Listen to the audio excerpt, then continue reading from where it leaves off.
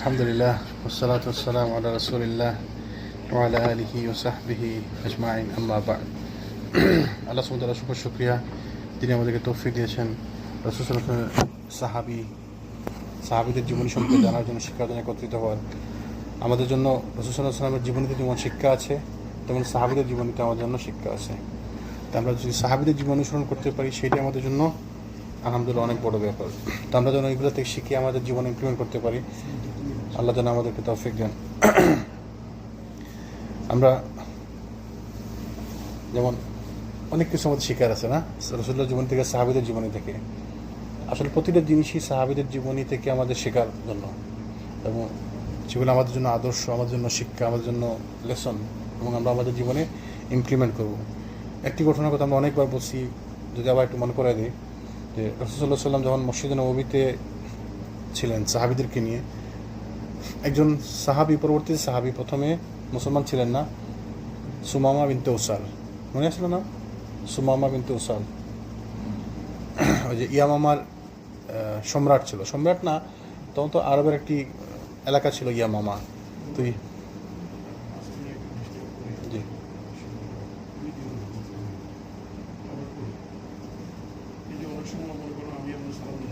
জি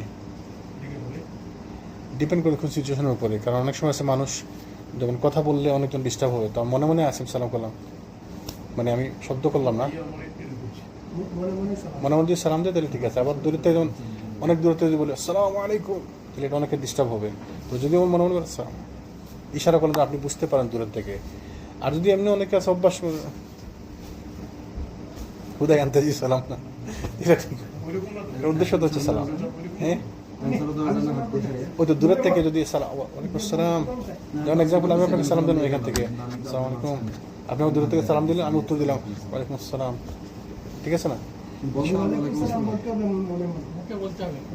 জি, আবার ওই তো আস্তে করে আর কি। তারপরে ওই সাহাবী যখন আসছিলেন, ওটা যদি দেখা যায় এই পর্দার আড়ালে থাকে বা দরজার পাশে থাকে, তো দেখবে না, তো ওনাকে শোনাই বলতে হবে।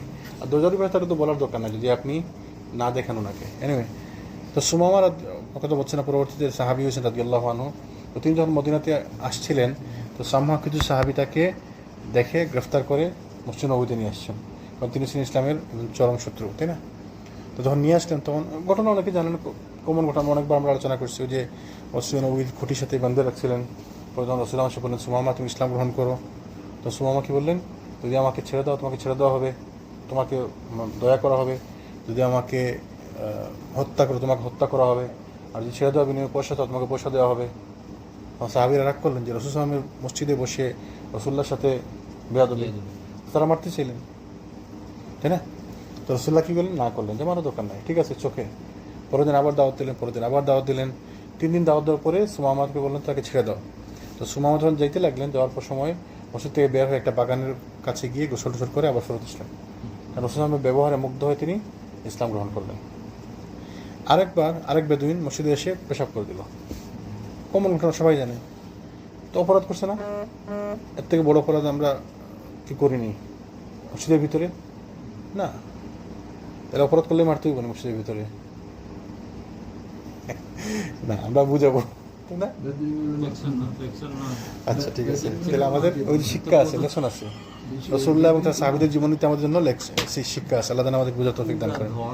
আমরা আলোচনা করছিলাম আবু বকর রাদিয়াল্লাহু জীবন সম্পর্কে, আমরা প্রতিদিন আলোচনা করছি কয়েকটি ঘটনা সম্পর্কে, আজকে আরও কয়েকটি ঘটনা সম্পর্কে আলোচনা করবো ইনশাআল্লাহ। তারপরে আমরা হয়তো আগামী দিন অথবা পরের দিন আমরা রাসূলুল্লাহর মৃত্যুর সময়ের দিকে আগে যাব, তখন থেকে আবু বকরের ভূমিকা কী ছিল। তো আমরা বলছিলাম যে আবু বকর রাদিয়াল্লাহু আনহু জুমার নামাজ সম্পর্কে কোরআনের একটি আয়াত নাযিল হয়েছিল, মনে আছে আপনাদের? যখন রাসূল সাল্লাল্লাহু আলাইহি ওয়াসাল্লাম খুতবা দিচ্ছিলেন জুমা চলাকালীন, তো মদিনা থেকে যে খাবার আসছিল, খাবারের ক্যারাভান আসছিল, তো এটা দেখে সবাই হুড়মুড় করে বেরিয়ে গেল খুতবা চলাকালীন অবস্থায়। দুর্ভিক্ষের সময় ছিল, খাবার ছিল না, তো সবাই যখন দেখছে খাবার আসছে হুড়মুড় করে বেরিয়ে গেল, কিন্তু আবু বকর রাদিয়াল্লাহু আনহু বসা ছিলেন খুতবা চলাকালীন। তাহলে ভুল করে মানুষ, সবাই ভুল করে, তাই না? কুল্লু বনি আদম খাত্তা, সবাই ভুল করবে, কিন্তু তারপর তো ভুলের পরে আমাদেরকে শিখতে হবে ভুল থেকে, তাই না? তওবা করতে হবে, ফিরে আসতে হবে। তো রাসূল যখন মাত্র 12 জন সাহাবী অবশিষ্ট ছিলেন, তখন আল্লাহ সুবহানাহু ওয়া তাআলা কোরআনে আয়াত নাযিল করলেন, কি আয়াত নাযিল হল সূরা জুমার মধ্যে, ওয়াইজা রাআউ তিজারাতান ওয়ালাহওয়ান ইনফাদ্দু ইলাইহা ওয়া তারাকুকা কাইমা কুল মা ইনদাল্লাহি খায়রুম মিনাল্লাহি ওয়া মিনাত তিজারাহ ওয়াল্লাহু খায়রুর রাযিকিন। তারা যখন কোনো ব্যবসায়ের সুযোগ অথবা ক্রীড়া কৌতুক দেখে তখন আপনাকে দাঁড়ানো অবস্থায় রেখে তারা সেদিকে ছুটে যায়। আল্লাহ সুবহানাহু ওয়া তাআলা কার কথা বলছেন? সাহাবীদের কথা। তো দেখেন এখানে আমাদের শিক্ষা আছে না, তো সাহাবীরা ছুটে গেছে, আমরাও ভুল করতে পারি, ভুলের ঊর্ধ্বে কেউ না, তাই না? তো ভুল হতে পারে, কিন্তু ভুল থেকে ফিরে আসাটা হচ্ছে জরুরি, তওবা করাটা হচ্ছে জরুরি, ভুল থেকে লেসন নেওয়া, শিক্ষা নেওয়াটা হচ্ছে জরুরি, তাই না? তো বলুন, আল্লাহ সুবহানাহু ওয়া তাআলা বলেন যে রাসূলকে বলুন, আল্লাহর কাছে যা আছে তা ক্রীড়া কৌতুক এবং ব্যবসা অপেক্ষা উৎকৃষ্ট, এবং আল্লাহ হচ্ছে সর্বোত্তম রিজিকদাতা। তোমরা যে রিজিকের পিছনে ছুটতেছো, দৌড়ে গেলা, তো আল্লাহ হচ্ছে সর্বোত্তম রিজিকদাতা। তো রিজিক আসছে আল্লাহর পক্ষ থেকে। এই যে বাইরে রিজিক আসছে যেটা ক্যারাভানে করে, ওই যে কী বলে এটাকে, ক্যারাভানে বাংলা কি মানে ওই যে খাবার নিয়ে যে কাফেলা আসছে, ওই কাফেলাতে যে রিজিক আছে তোমাদের জন্য, ওই রিজিকদাতা হচ্ছে আল্লাহ সুবহানাহু ওয়া তাআলা। এবং তোমরা বাইরে যে উদ্দেশ্যে যাচ্ছ তার থেকে আল্লাহর কাছে যেটা সেটা বেশি উত্তম। এই জন্য আল্লাহ যেন আমাদের বোঝার তৌফিক দান করেন। তো জাবির রাদিয়াল্লাহু আনহু বললেন, এই 12 জনের মধ্যে অন্যতম ছিলেন আবু বকর রাদিয়াল্লাহু আনহু এবং ওমর রাদিয়াল্লাহু আনহু। তবে দেখা গেল আবু বকর রাদিয়াল্লাহু আনহু তার ইমানি শক্তি অন্যদের অনেক বেশি ছিল, তাই না? তো ইমানি শক্তি থাকাটা জরুরি, ইমানদার হওয়া এবং ইমানের মধ্যে থাকাটা হচ্ছে জরুরি। তো এই জন্য আমাদেরকে শিখতে হবে সাহাবীদের জীবনী থেকে কীরকম শক্ত ইমানদার ছিলেন তারা। আসিফ বোন আমাকে ফোন দিছে, ওই রুকিয়া ব্যাপার, নিউ ইয়র্ক থেকে, ওই জুমার আসরের পরে। তো বলতেছিল এক রাকির সন্ধান পাইছে বাংলাদেশে। তো উনি বলছে, ওই কথা বলছে ফোনে, তার নামটাম নিছে, তার ছেলের নাম নিছে, আর সব কিছু ডিটেলস নিছে এবং 20,000 টাকা চাইছে। সে ওইখান থেকে একটা জিন পাঠাবে, জিন এসে ওই ছেলের জিনকে ধরে বেঁধে নিয়ে যাবে বাংলাদেশে, তারপর সে ওইখান থেকে জাদু ছুটাই দেবে আর কি। তো বললো, এটা কি করা যাবে কিনা, কি করা যাবে না? অবশ্যই করা যাবে না। যদি আপনাকে জিজ্ঞেস করে এগুলো বলে থাকে, তাহলে সে জাদুকর। জিন কি কারো অনুগত হয় কারো জিন হইতে পারে। আল্লাহ সুবহানাহু ওয়া তাআলা বলছে না, জিনদের মধ্যে কিছু আছে যারা মানুষকে সাহায্য করে, যারা তাদের আনুগত্য করে, তাই না? তাহলে জিনের আনুগত্য যে করে, যে শিরিক করে, যে কুফরি করে জিনের কথায়, তাকে জিন সাহায্য করে। তো এরকম যারা করে তারা তো কোরআন সুন্নাহ আলেম না, তারা কোরআন সুন্নাহ তারা রাখি না, তারা হচ্ছে শয়তান, জাদুকর, তাই না? তো কেন বললাম এই কথাটা? তো ওনাকে আমি বলার পরে, বুঝানোর পরে উনি বুঝছে, বললো, ইয়া আল্লাহ সুবহানাল্লাহ, আমি তো তাহলে অপরাধ করতে যাচ্ছিলাম। তো হ্যাঁ, অপরাধ করতে যাচ্ছিলেন, কারণ আপনি একটু কঠিন অবস্থার মধ্যে আছেন, আপনার ছেলেও সুস্থ, আপনিও সুস্থ, যে যা বলে আপনি তা নেবেন। তো ইমানি দুর্বলতা আছে, তাই না? ইমানি দুর্বলতা আছে দেখে মানুষ যখন বিপদে পড়ে তখন যে যা ইচ্ছা বলে তাই নিয়ে, পানি পড়া দিলে পানি পড়া নিয়ে, ওই চাল পড়া নিব, তারপরে ফু দিতে নিয়ে যাইব, অমুক জায়গায় এখন পীর আছেন, পীরের কাছে যাইব। আবার অনেক হিন্দু লোক আছে নাকি পীর।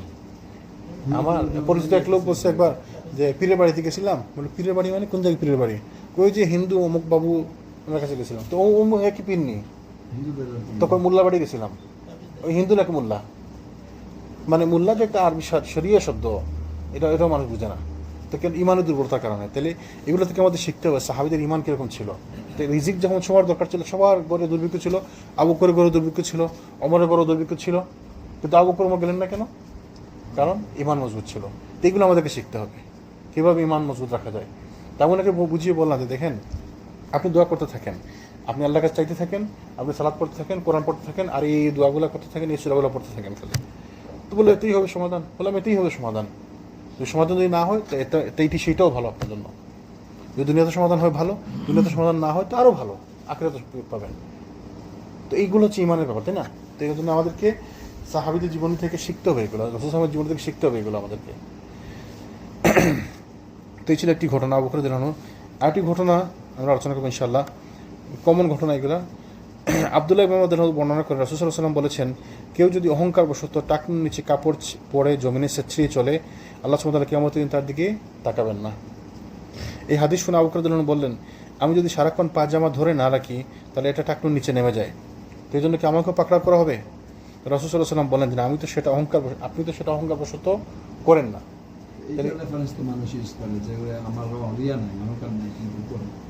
হ্যাঁ, করে মানুষ, যাদের অন্তরে সংকীর্ণতা আছে তারা করে, আর যাদের জ্ঞান স্বল্পতা আছে তারা করে। কেন জ্ঞান স্বল্পতা বললাম? জ্ঞান স্বল্পতা কেন বললাম? এই একটা হাদিস ছাড়া আরো অন্তত 15-20টা হাদিস আছে যেগুলোতে অহংকারের কথা নাই। তাইলে একটা হাদিসের মধ্যে আসে অহংকারের কথা, আরও অনেকগুলো হাদিসের মধ্যে আছে অহংকারের কথা নাই, অহংকার নাই। একটা হাদিসের মধ্যে স্পেশালি আছে যে কাপড় টাকনুর নিচে যাওয়াটাই হচ্ছে অহংকারের লক্ষণ। তাহলে আপনি অহংকার প্রশ্ন করেন না মানে? রাসূল তো বলছে টাকনুর নিচে কাপড় যাওয়াটাই হচ্ছে অহংকারের লক্ষণ। তাহলে টাকনুর নিচে কাপড় গেছে, আপনি বলেন বা না বলেন, এটাই অহংকারের লক্ষণ। আনলেস আপনাকে কেউ সার্টিফিকেট দিয়ে দিব যে আপনি অহংকার করেন না, আমি মনে সার্টিফাই করতেছি, এরকম কেউ দিতে পারবো আপনার অহংকার করেন না বলে? রাসূল সাল্লাল্লাহু আলাইহি ওয়াসাল্লাম দিছে আবু বকরকে, আর কেউ কাউকে দিতে পারবো? রাসূল সাল্লাল্লাহু আলাইহি ওয়াসাল্লাম আল্লাহ সুবহানাহু ওয়া তাআলা থেকে জেনে তারপরে দেন, তাই না? তো তিনি সার্টিফিকেট দিচ্ছেন আবু বকরকে, সেইটা সত্য। এছাড়া কেউ সার্টিফিকেট দিলে নেওয়া যাবে বা কেউ দিতে পারবে? কারো ক্ষমতা আছে এটা যে আপনার অন্তরে ঢুকে আমার অন্তরে ঢুকে দেখার? নাই, কেউ করতে পারবে না। বরঞ্চ যেটা স্পষ্ট প্রতীয়মান হচ্ছে তারপরেও রাসূল না করছে, তুমি কি তার অন্তরে ঢুকে দেখছো নি? তাই না? তো অন্তরে ঢুকে দেখা আমাদের কাজ না। তো এটার উদ্দেশ্য হচ্ছে এখানে বলা আবু বকর রাদিয়াল্লাহু আনহু, আপনি তার কিননেসটা দেখেন, তার আগ্রহ দেখেন।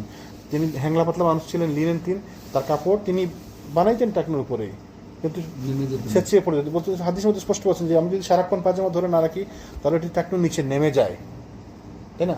তো তিনি সব সময় ধরে রাখতেন। তো যারা বলে এটা রেফারেন্স যারা দেয় আবু বকর এমন ছিল, তো আপনি কি আবু বকর নাকি? 1 নম্বর। 2 নম্বর, আপনার কি সার্টিফিকেট আছে নাকি রাসূলুল্লাহর কাছ থেকে পাওয়া? 3 নম্বর, আপনি কি সবসময় কাপড় এরকম ধরে রাখেন সারা 24 ঘন্টা? যে আমার টাকনো নিচে যাবো না দেখুন ধরে রাখেন এরকম? তাহলে তো আপনি আবু বকরের মতো না। আর আমি একজনকে বলছিলাম তাহলে আপনি আবু বকর হয়ে যান আগে, তারপরে আপনি এটার কথা বলবেন। আপনি কি আবু বকরের মতো? আমরা 5 ওয়াক্ত নামাজ পড়তে পারি না ঠিক মতো, আমরা প্রতিদিন কোরআন পড়তে পারি না আমরা ঠিক মতো, তাই না? তা আমাদের তো এই আবু বকরের রেফারেন্স দিয়ে লাভ কি আমাদের? আবু বকরের মতো ইমানদার হন আপনি। আবু বকর না, আবু বকর আস-সিদ্দিক, ডেফিনিট আর্টিকেল আস-সিদ্দিক, মানে এর বড় সিদ্দিক আর কেউ নাই, এর থেকে বড় সত্যবাদী আর কেউ নাই। দি সত্যবাদী, দি ট্রুথফুল পারসন। তা আপনি আমি তো আবু বকরের মতো না, এই জন্য এটা বলা যাবে না। মোট কথা হচ্ছে সেফ সাইড হচ্ছে আমাদেরকে কাপড় কাটতে হবে, টাকনোর উপরে কাপড় পরতে হবে, আর কোনো কথা নাই। এখন যদি ফোল্ড করে রাখতে পারেন, কিন্তু নামাজের সময় খুলে দিতে হবে। নামাজের সময় খুলে দিলে আবার নিচে গেল না, তাহলে তো আবার সমস্যা। তো এটা করা যাবে না। আরেকটি ঘটনা ইনশাল্লাহ, হালাল রিজিকের ব্যাপারে আবু বকর রাদিয়াল্লাহু আনহুর সতর্কতা। প্রত্যেক মুসলমানের উচিত হারাম থেকে বেঁচে থাকা, এরকম সব মুসলমানের সন্দেহযুক্ত জিনিস থেকে বেঁচে থাকাটা হচ্ছে জরুরি। তাহলে শুধু হারাম থেকে বেঁচে থাকলে হবে না, সন্দেহযুক্ত জিনিস থেকেও বেঁচে থাকতে হবে, তাই না? রাসূল সাল্লাল্লাহু আলাইহি ওয়াসাল্লাম কি বলছে হাদিসের মধ্যে যে হালালগুলো স্পষ্ট ও হারামগুলো অস্পষ্ট, তার মাঝখানে কিছু জিনিস আছে যেগুলো অস্পষ্ট।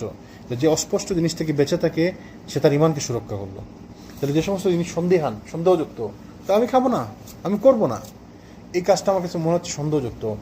কেউ বলে হালাল, কেউ বলে হারাম, আচ্ছা হইতে পারে হালাল, হইতে পারে হারাম, তাহলে আমি করবো না কাজটা। এই খাবারটা অনেকে বলছে হালাল, স্পষ্ট হালাল তো স্পষ্ট হালাল, তাই না? অনেকে বলছে এটা হারাম, অনেকে বলছে না এটা হারাম না, এটা স্পষ্ট, হালালও হইতে পারে হারাম হইতে পারে, তো আমি খাইলাম না। যদি আমি ক্লিয়ার না হই, স্পষ্ট না হই, তাহলে আমি খাবো না। এটা জরুরি না আমাকে খাইতে হবে সব কিছু। কত জিনিস আছে আমি না খেলে তো অসুবিধা নাই, তাই না? যদি স্পষ্ট না হয় তাহলে খাবো না। তো এরকম যে খাবারের মধ্যে স্পষ্টতা নাই ওটা আমি খাবো না। তাহলে যে জিনিসের ব্যাপারে হালাল হারাম হওয়ার মাঝখানে আছে ওটা আমি করবো না। তাইলে না করলে কি হবে? আমি যদি এটা হারাম হয়ে থাকে আমি এটা বেঁচে থাকলাম, আর যদি এটা হালাল হয়ে থাকে তো অসুবিধা নেই, আমি একটা হালাল কম খাইলাম। সব হালাল খাইতে হবে এমন না, তাই না? যেমন এখানে যদি আপনাকে কেউ এক বোল ভাত দেয়, একটা বড় বোল ভর্তি করে ভাত দেয়, তো এগুলো কি হালাল না? হালাল, যদি হালাল পয়সা দিয়ে এনে থাকে, হালালভাবে রান্না করে থাকে, তাহলে হালাল, তাই না? তো তার মানে কি আমাকে সবগুলো খাইতে হবে? না, আপনি যতটুকু পারেন খাবেন, যতটুকু পারেন আপনি খাইতে পারবেন না, খাবেন না। তাহলে সব হালাল খাওয়া লাগবে না তো আমার। যদি আমি দেখি এটা ছাড়ার পরে দেখলাম যে এটা হালাল ছিল, তো অসুবিধা আমি খাইলাম না, কী সমস্যা হয়েছে? কোনো সমস্যা নাই তো। এই জন্য প্রত্যেক মুসলমান উচিত হচ্ছে হারাম থেকে বেঁচে থাকা, এরকম সব মুসলমানের সন্দেহযুক্ত জিনিস থেকে বেঁচে থাকাটা হচ্ছে জরুরি। প্রথম যুগে মুসলমানরা এমন হালাল জিনিস থেকেও বেঁচে থাকতেন যেগুলো তার হারাম কিছু হওয়ার সম্ভাবনা থাকতো। তো আবু বকর রাদিয়াল্লাহু আনহু ছিলেন এরকম ব্যক্তি যিনি অনেক হালাল থেকে বেঁচে থাকতেন যদি হারাম হওয়ার কোনো চান্স থাকতো, যে এইটার মাধ্যমে কোনো হারাম হইতে পারে, এরকম জিনিস থেকেও তিনি বেঁচে থাকতেন। ওয়ালাইকুম আসসালাম ওয়া রাহমাতুল্লাহি ওয়া বারাকাতুহু। একটি ঘটনা, কাইস ইবনে আবু হাজিম বলেন আবু বকর রাদিয়াল্লাহু আনহু একজন দাস ছিল। যখন সে কোনো খাবার নিয়ে আসতো আবু বকর রাদিয়াল্লাহু আনহু খাবারের উৎস না জেনে খেতেন না। তো যখন খাবার নিয়ে আসতো খাবারের উৎস না জেনে তিনি খেতেন না। আমাদের উচিত না এটা, যখন কি খাবার দিব একটু জিজ্ঞেস করো যে ভাই কিসের খাবার এটা? হ্যাঁ, মাঝে মধ্যে অনেকগুলো খাবার নিয়ে আসছে, তো দেখলে বুঝে যায় কোনো অনুষ্ঠান থেকে আসছে বা কোনো জায়গা থেকে আসছে, তাই না? তো জিজ্ঞেস করতে পারেন ভাই কোথেকে আনছেন খাবারগুলো। তো সে যদি বলে যে আমি কনসার্টে গেছিলাম, তো খাবার বেঁচে গেছে নিয়ে আসছি, ভালো মসজিদের লোক আছে খাওয়াই দিই, মসজিদের মানুষ আছে খাইবো, তো এই খাবার আমরা খাবো না। যেমন মনে আছে একবার আমাদের এখানে খাবার দিয়েছিল একজন নাবিলা, ওই তার মায়ের না বাপের মৃত্যুর দিন না কুলখানির খাবার করছিল, বক্স দিয়ে গেছিল, মনে আছে? তো আমরা খাইনি এগুলা, আমরা কি দিয়ে দিচ্ছি, জি গ্লাবার মসজিদে দিয়েছিল, এখানেও দিয়ে গেছিলো, এখানে দিতে চাইছিল, আমরা না করছি। জিজ্ঞেস করার পরে যখন বলছে কুলখানি খাবার বা তার মৃত্যু বলে বানিয়েছে, আমরা রাখি নাই। তো এই জিনিস হালাল, খাবারটা হালাল, কিন্তু খাওয়া যাবে না, কারণ আমরা এটা হকদার না, তাই না? তো এইভাবে কোন খাবারের উৎস যদি হারাম হয়, তো খাবারটা হালাল হইলেও সেটা খাওয়া ঠিক না আমাদের জন্য। তো আবু বকর রাদিয়াল্লাহু আনহু একজন দাস ছিল, যখন সে কোনো খাবার নিয়ে আসতো তিনি তার খাবারের উৎস না জেনে তিনি খেতেন না। তার মানে হালাল হলেই খাবার, তিনি হালাল হলেই কেবল খাবার খেতেন, মানে স্পষ্ট হালাল, জিনিসটাও হালাল।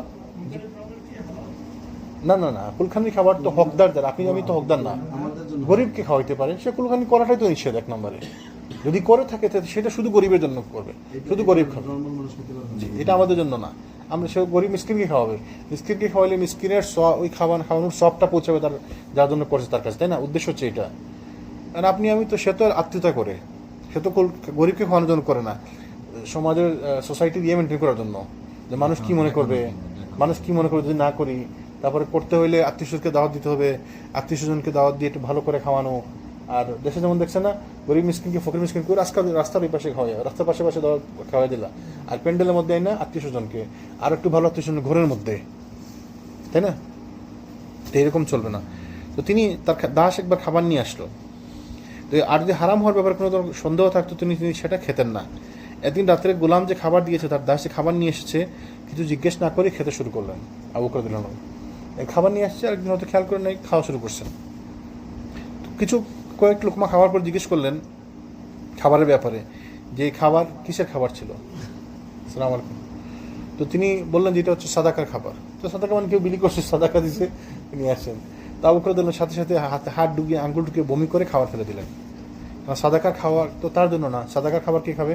মিসকিন খাবে, গরিব ফকির খাবে, তাই না? তো আমি তো ওই খাবারের যোগ্য না, তিনি এটা তার জন্য, যদি খাবারটা হালাল, তো তিনি মনে করেন তার জন্য এটা ঠিক না, তাই না? তিনি মুখে আঙ্গুল ঢুকিয়ে বমি করে ফেলে দিলেন।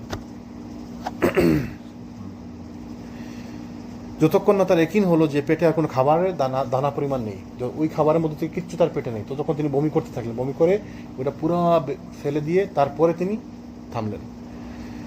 তারপর তিনি আবু বকর রাদিয়াল্লাহু আনহু এই হাদিসের উপর দৃঢ় বিশ্বাসী ছিলেন যে হালাল খাবার খেলে আল্লাহ তার দোয়া কবুল করে না, নতুবা তার দোয়া কবুল হয় না।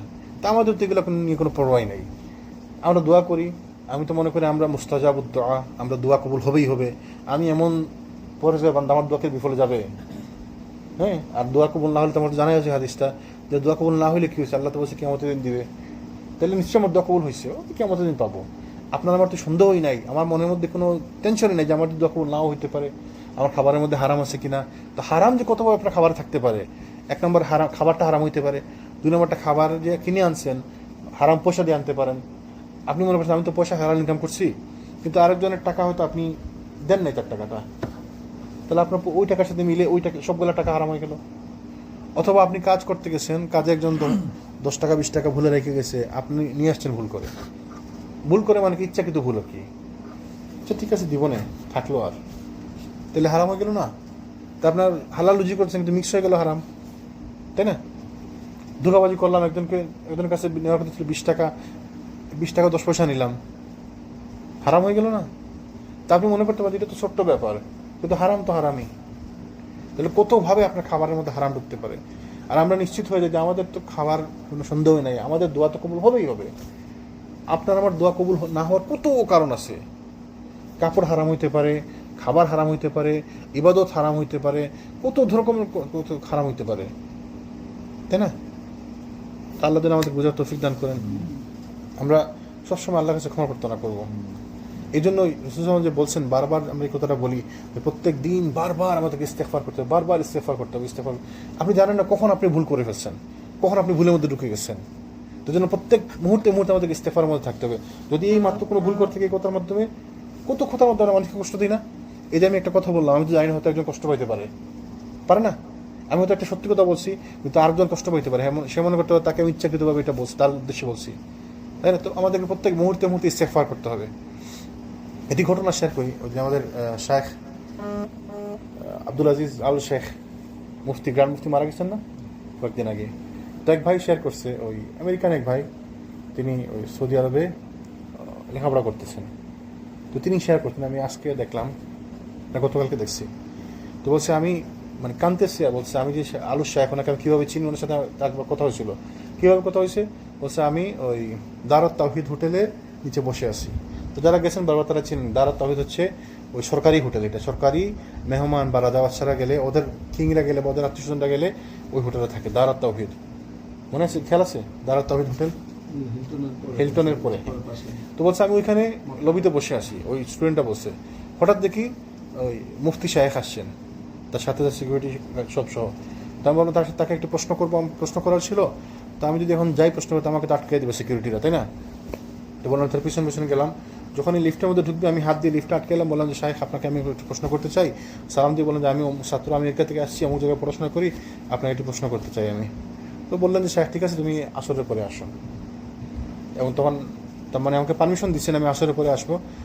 তো আমি কিছু ঘুরে টুরে আসরের নামাজ পড়ে তারপরে আবার গেলাম। তো যাওয়ার পরে তিনি তার ড্রাইভারকে পাঠালেন নিচে, যা ওকে নিয়ে আসো। তো ড্রাইভারকে পাঠাইছেন, আমি ড্রাইভার এসে আমাকে নিচ থেকে নিয়ে গেল, নিয়ে যাওয়ার পরে আমাকে তার রুমে নিয়ে গেল। তো রুমে ঢুকে আমি দেখলাম যে তিনি রুমে যখন আমি ঢুকলাম, তিনি খেয়াল করেন না যে কেউ আসছে। তো রুমে ঢুকে তিনি দেখলাম আমার নতুন, তিনি খেয়াল করেন না যে কেউ আসছে। তো তিনি জিকির করতেছিলেন সুবহানাল্লাহ, আলহামদুলিল্লাহ, আল্লাহু আকবার, লা ইলাহা ইল্লাল্লাহ, জিকির করতেছিলেন, খালি জিকির করতেছিলেন। তো এটা দেখে সে অবাক হয়ে গেছে, মানে অভিভূত হয়ে গেছে যে এরকম অত বড় মহাপর শেখ আর জিকির করতে আসে, জিকির করতে মানে আশেপাশে যে কেউ আসে তার ওইটা মানে ফিলিংস নাই, ওইটার মধ্যে নাই। তিনি জিকির করতে আসেন, খুব মন দিয়ে জিকির করতে আসেন।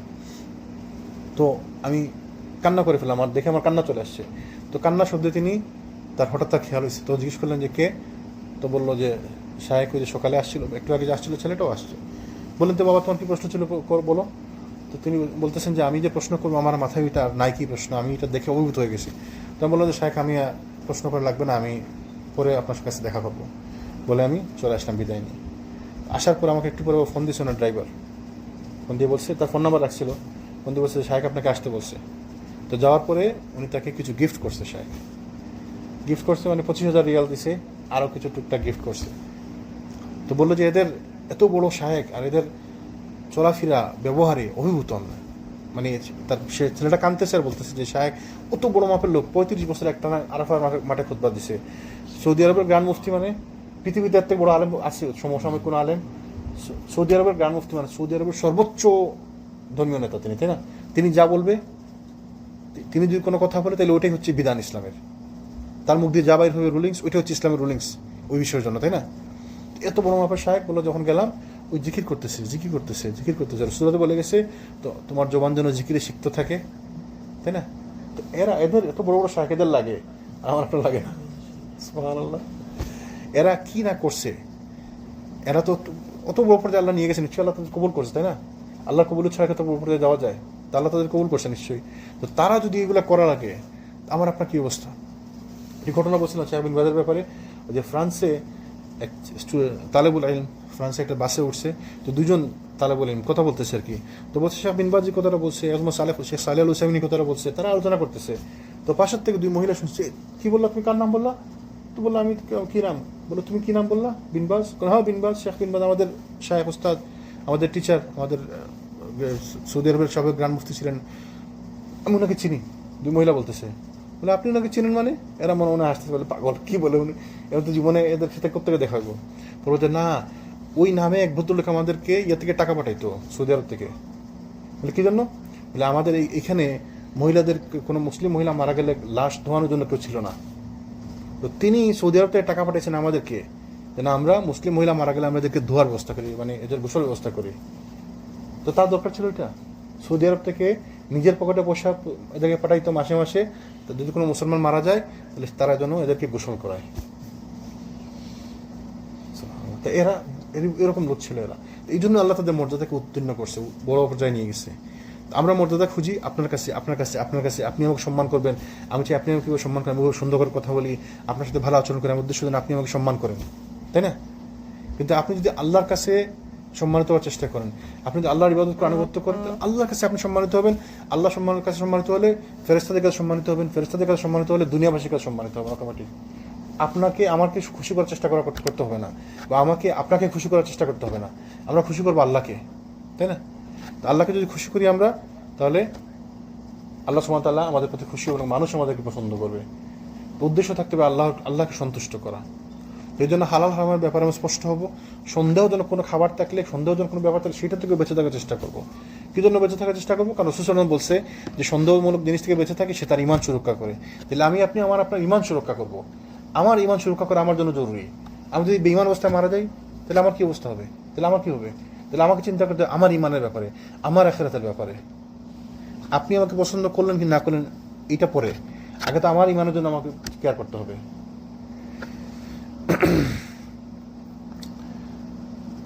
এই জন্য আমরা সবাই খেয়াল রাখবো, ইনশাআল্লাহ আমাদের বুঝার তৌফিক দান করবেন। একদিন রাসূল সাল্লাল্লাহু আলাইহি ওয়াসাল্লামের বাড়িতে গেলেন আবু বকর রাদিয়াল্লাহু আনহু। আয়েশা রাদিয়াল্লাহু আনহা তখন একটু উচ্চস্বরে কথা বলতেছিলেন।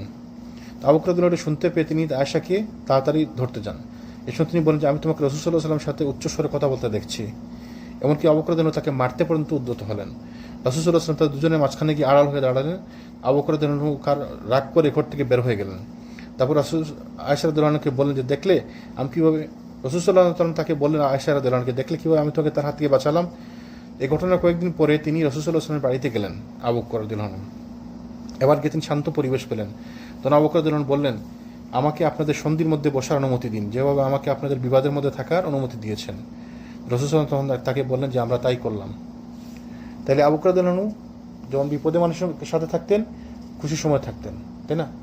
তাহলে তিনি রাসূল সাল্লাল্লাহু আলাইহি ওয়াসাল্লামের কাছে দেখেন বিপদের সময় গেছিলেন, তো তা মনে হলো যদি আমি তারা যে একদিন কোনো মারামারি করতেছেন না বা ঝগড়া করতেছেন না, তখন যদি আমি যাই তখন মনে করতে পারেন যে আমি ওই সময় ছিলেন, এখন কেন আসলেন?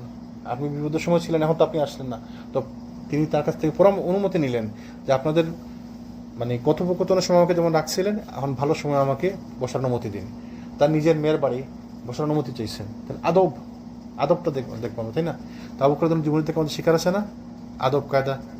তো আমরা এগুলো খেয়াল রাখবো ইনশাআল্লাহ, এগুলো আমাদের জন্য শিক্ষণীয়। আবার সৎ কাজের আদেশ, অসৎ কাজের নিষেধ। আবু বকর রাদিয়াল্লাহু আনহু একদিন ঈদের দিনে তিনি রাসূল সাল্লাল্লাহু আলাইহি ওয়াসাল্লামের বাড়িতে গেলেন, আয়েশা রাদিয়াল্লাহু আনহাকে দেখতে পেলেন। তখন তার সাথে আরও দুজন অল্পবয়সী আনসারী মেয়ে ছিল, তারা গান গাচ্ছিল। এটি দেখে আবু বকর রাদিয়াল্লাহু আনহু বলেন যে রাসূল সাল্লাল্লাহু আলাইহি ওয়াসাল্লামের ঘরে শয়তানের বাঁশি কেন বাজানো হচ্ছে? রাসূল সাল্লাল্লাহু আলাইহি ওয়াসাল্লাম তখন ঘরেই ছিলেন। তিনি মেয়েদের দিকে দৃষ্টি আড়াল করে দেয়ালের দিকে ফেরা অবস্থায় ছিলেন। তিনি আবু বকর রাদিয়াল্লাহু আনহুকে বললেন যে তাদেরকে ছেড়ে দাও, আর প্রতিটি জাতির একটি খুশির দিন থাকে, আজ আমাদের ঈদের দিন। তাইলে এখানে কয়েকটা ঘটনা আমাদের বোঝার আছে। তাহলে মিউজিক হচ্ছে কি বোঝা গেল? হারাম। মিউজিক যে হারাম এটা আমরা যেমন বললাম, এখন আবু বকর রাদিয়াল্লাহু আনহু সেই বুঝটা ছিল, তাই না? তাহলে আবু বকরের মাথায় ছিল মিউজিক হচ্ছে হারাম। ওই যে বাঁশি, মিউজিক, গান গাওয়া এগুলো হারাম, স্বাভাবিকভাবে সাধারণভাবে এগুলো হারাম। এবং এই জন্য তো তিনি বলছেন হ্যাঁ রাসূলুল্লাহ করে শয়তানের বাঁশি, তাই না? যতক্ষণ রাসূল সাল্লাল্লাহু আলাইহি ওয়াসাল্লাম তাকে বললেন আচ্ছা এদেরকে ছেড়ে দাও, আজকে ঈদের দিন একটু খুশি করতে পারে, তো একটু খুশি করতে পারে দেখে রাসূল সাল্লাল্লাহু আলাইহি ওয়াসাল্লাম যখন বলছেন যে আজকে এটা অ্যালাউড আছে, আমার বোঝা গেল শুধু ওইটা অ্যালাউড আছে। বা এর আগে পর্যন্ত সাহাবীদের ধারণা ছিল যে ওইটাও নিষেধ, দুইটা ছিল দফ বাজানো ছিল, তাই না? দফ বাজাচ্ছিল। সেই জন্য ওলামারা বলছে শুধুমাত্র দফ মানে কি এক ডুলের মতো একদিকেই আছে, একদিকে যেমন ডুলের মতো আছে, ওইটা হচ্ছে দফ। তো কথা হচ্ছে এখানে যে বাই ডিফল্ট মিউজিক হচ্ছে হারাম, এবং এইটাই বুঝছিল সাহাবীদের। এইটাই না না দফ বাজানো, দফ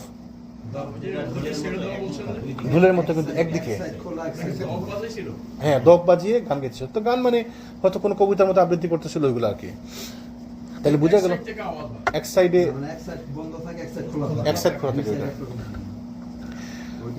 তো আমরা যদি এক্স্যাক্টলি এরকম দফ পান আর এক্স্যাক্টলি যদি এরকম গান কিছু গাইতে পান তো ঠিক আছে, আদারওয়াইজ গান গাওয়াটাই হচ্ছে নিষেধ। গান গাওয়ারই দরকার নাই। আমাদের গানের মধ্যে কী থাকে? আমরা যেগুলো গান গাই শিরক থাকে, তুমি আমার চাঁদ, তুমি আমার আকাশ,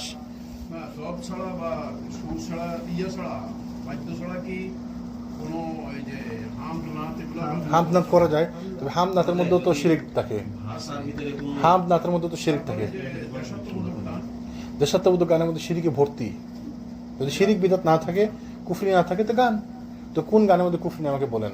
ও আমার দেশের মাটি, তোমার তোরে ঠেকাই মাথা, শিরিক হইল না? নাইলে অশ্লীলতা আসলে কুফরি আছে, আমার সোনার বাংলা, হ্যাঁ এই সবগুলা গানের মধ্যে গান তো এগুলাতে শিরিক বা কুফরি ছাড়া বা অসার কথাবার্তা কি এগুলা, যদি ভালো কিছু থাকে যেমন ইসলামী সঙ্গীত গায় অনেকে, মিউজিক ছাড়া যদি গায় ওকে গাইতে পারে, কিন্তু ওইগুলো সন্দেহজনক। কেন? কারণ কোন সময় কোনটা দিয়ে কোনটার মধ্যে ঢুকে যাবেন। এই জন্য ওই যে বললাম একটু আগে, যে সমস্ত হালালে হারামের দিকে নিয়ে যেতে পারে ওই সমস্ত হালাল অ্যাভয়েড করা দরকার আমাদের, তাই না? আর যেমন এক্সাম্পল, ক্লাবে যাওয়া নিষেধ, বারে ক্লাবে যাওয়া নিষেধ না, কিন্তু বারে ক্লাবের পাশে যদি আমার বাড়ি থাকে, আমার বাড়িতে থাকা নিষেধ নেওয়ার লাগে। ধরেন পাশের বাড়ি ধরেন একটা বার, আর এটা হচ্ছে আমার থাকার বাসা, নিষেধ কেমন? আমার জন্য নিষেধ না। কিন্তু একজন মুসলমান, প্র্যাকটিসিং মুসলমান কি এই বাসা থাকতে পারে? থাকবে? কেন থাকবে না?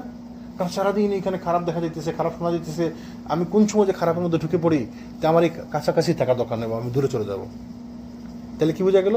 এই বাসায় থাকা আমার জন্য হালাল, কিন্তু হারামের দিকে আমাকে নিয়ে যেতে পারে দেখে এই হালালটা আমি করবো না। যে বাসা বারের কাছে, ক্লাবের কাছে, আমি ওই বাসাতেই থাকবো না। এক্স্যাক্টলি। তাইলে এই বাসাতে থাকাটা আমার জন্য হারাম ছিল না, হালাল ছিল, কিন্তু হারামের দিকে ধাবিত করতে পারে আমাকে, হারামের কাছাকাছি আমি থাকবো না, মনে থাকবে। মানুষ তো দুর্বল, মানুষের তো ইমান উঠানামা করে মুহূর্তে মুহূর্তে, আর মানুষ তো দুর্বল একদম। আমরা আল্লাহ আমাদেরকে বানাইছে দুর্বল করে। যেমন যদি আপনার বাসার পাশে একটা সুইমিং পুল থাকে, একটা পার্ক আছে, পার্কে সুইমিং পুল আছে, তো মানুষ সারাদিন গোসল মোসল করতেছে, আপনি কি তাকাবেন না ওইদিকে? চোখ যাবে না আপনার? 100% যাবে। তাহলে ওই বাসাতে থাকা আপনার নিষেধ নাই, হারাম নাকি? পার্কের পাশে বাসা না, হারাম না, কিন্তু হালাল, কিন্তু হারামের দিকে আমাকে ধাবিত করতে পারে, জন্য আমি বাসাতেই থাকবো না। তাহলে আমি সতর্কতামূলক ওই সন্দেহজনক জিনিস থেকে দূরে থাকবো, তাই না? এই জন্য আমরা ওই গান বাজনার ধারে কাছে যাব না। ফরগেট অ্যাবাউট দেশাত্মবোধক গান, ইসলামিক গান, ইসলামিক কত ইসলামিক গান যে ইসলামিক, কত ইসলামিক হামদ নাচ যে ইসলামিক। ওই যে নাচ, যেগুলা নাচ মানে কি রসুল্লাহকে নিয়ে, হামদ হচ্ছে আল্লাহর প্রশংসা, তাই না? নাচ হচ্ছে রসুল্লাহর প্রশংসা। রসুল্লাহর প্রশংসা করতে করতে মানুষ এত শিরকে পর্যায়ে চলে যায়, কতগুলা নাচ এরকম আছে, কতগুলা তো খারাপ, ঠিক না? যারা নাত হামদি, যারা সত্যিকার অর্থে নাত হামদি আছে, জি, যারা যে শব্দগুলোও ভালো, জি, তাদেরও দেখেন, তাদের এসে তাওহীদের কথা তাদের শুনতে ভালো লাগে, জি, তাদের কাছে কোরআন শুনতে তো ভালো লাগবে না। ওই তো শুধু না গানটাই, যে কারণে অনেকে বলে যে এই হামনাতের ভিতরেও যাওয়া ঠিক না, হ্যাঁ, exactly। বা এগুলা করা, চর্চা করা, কারণ কোরআন তার মজা লাগবে না। আপনার মনে আছে একটা গ্রুপ এখানে আসছিল, প্রথমবার আমরা এখানে আমাজান পালন করতেছিলাম, মনে আছে? হ্যাঁ, তো এরা ওই যে ইসলামী সঙ্গীতের গ্রুপ আছে, এদের ইসলামী সঙ্গীতের প্রোগ্রাম করতেছিল। তো রাত্রে তারা তাহাজ্জুদের সময় আমাদের এখানে আসছিল, সুহুরের, মনে আছে আপনার? তো এই কথা হচ্ছিল, ভাই আপনারা গান কেন? এই 21শে ফেব্রুয়ারি ওরা গান ইসলামী সঙ্গীতের আয়োজন করছে, 21শে ফেব্রুয়ারিতে, মনে আছে আপনার? আমরা বসছিলাম, তো বললো 21শে ফেব্রুয়ারিতে আমরা যদি না করি তো ওরা করবে, তো এইটা কি আপনার দায়িত্ব? ওরা আপনি যদি হল না আনে তো ওরা নিবে, তো ওরা তো ঠিকই দিন বিকালে ওরা করছে, তারা গান করছে, ওই দিন বিকালে তারা নাটক করছে। নাটকের আগে আপনি ইসলাম সঙ্গীত করে আসলে লাভ হয়েছে? বইটা কি বন্ধ হয়েছে? এখনো তো প্রতি 21শে ফেব্রুয়ারিতে মানুষ শিরক বিদাত করতেছে না? তো এগুলো কি বন্ধ হয়েছে? তারপরে এক পর্যায়ে এসে কি বললো, এই নাটক করাটা হচ্ছে ইসলামিক, নাটকটা হচ্ছে ইসলামিক। বললাম নাটক ইসলামিক মানে? আল্লাহ রসুল নাটক করছে না? আল্লাহ রসুল তো নাটক করছে, মনে আছে না আপনাদের? বলছে না দাওয়াত ভাই? তো বললাম কি বলেন আপনি? মারতে চাইছিলেন ধইরা, আল্লাহ রসুল নাটক করছে, বেয়াদব। ওই রাত্রে তাহাজ্জুদের সময়, তাহাজ্জুদের মানে সুহরের সময়, তো বলবো আরে আপনি জানেন না আল্লাহ রসুল নাটক করছে। কীভাবে নাটক করছে? ওই যে হাদিসে জিবরিল, এটা তো পুরোটাই নাটক। মানে কি তার বুঝ দেখেন, হাদিসে জিবরিল পুরোটাই নাটক। মানে কি ওই জিবরিল এসে বসলেন, হাঁটুর লাগিয়ে বসলেন, তাদেরকে শিখালেন। উনি কি আসলে ওই লোক ছিলেন? ওই লোক ছিলেন তো জিবরাইল ছিলেন। তো ওই যে নাটকের মাধ্যমে একটা শিক্ষা দিলেন, মানে তাদের বুঝটা দেখেন, এটা হচ্ছে নাটক। হ্যাঁ, জি জি জি জি জি জি আচ্ছা, তাইলে দেখেন তারা গান করতে করতে কিরকম খারাপ কথাবার্তা বলতেছে। আমি বললাম না কুফরি, কিন্তু খারাপ কথাবার্তা না এগুলা। এদেরকে তো এগুলো আস্তে আস্তে আস্তে আস্তে দেখে দূরে সরে নিয়ে যাবে। তো গান করতে করতে আপনি খালি গানের মধ্যে ঢুকে যাবেন, আপনি গানের মধ্যে আল্লাহ খুঁজবেন, গানের মধ্যেই দিন খুঁজবেন। আপনার কাছে মনে হয় গানটাই হচ্ছে দিন। আপনার কাছে তাহিদ ভালো লাগবে না, যেটা বলছে আপনি, আপনার কাছে তাহিদা ভালো লাগবে না। এই জন্য আমরা এগুলো থেকে বেঁচে থাকার চেষ্টা করবো, সাহাবীদের জীবনী থেকে এগুলো শিখবো আমরা ইনশাল্লাহ, তাই না?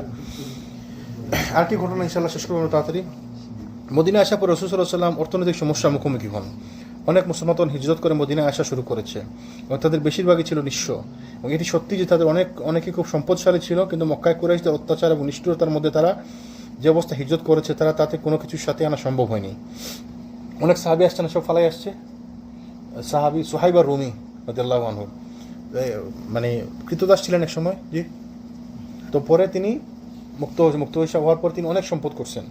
সম্পদ করার পর যখন মদিনার দিকে হিজরত করে আসতেছিলেন, তাকে ওরা বলে যে আমাদের এখান থেকে পয়সা বানায় মদিনা চলে যাওয়া, পয়সা নিয়ে না, এটা হবে না, চলবে না এটা। তো বললেন যে তাহলে আমি যদি তোমাদেরকে আমার সব সম্পত্তি দিয়ে যায়, তোমরা যেতে দিবা? তো হ্যাঁ, তাহলে দিব। তো তিনি তার সব সম্পত্তি তাদেরকে দিয়ে নিঃস্ব হাতে, খালি হাতে মদিনায় গেছেন। তো মদিনায় পৌঁছার আগে আল্লাহ সুবহানাহু ওয়া তাআলা জানা দিয়েছেন রাসূলকে। তো মদিনায় পৌঁছানো আল্লাহ রাসূল বলেন যে তোমার ব্যবসা সফল হয়েছে।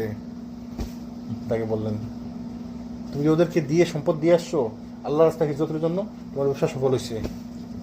তাই এই যে দেখেন, মানুষ নিশ্চয়ই আসছে না, সাহাবিরা সব ফালাই আসছে না, কত সাহাবি।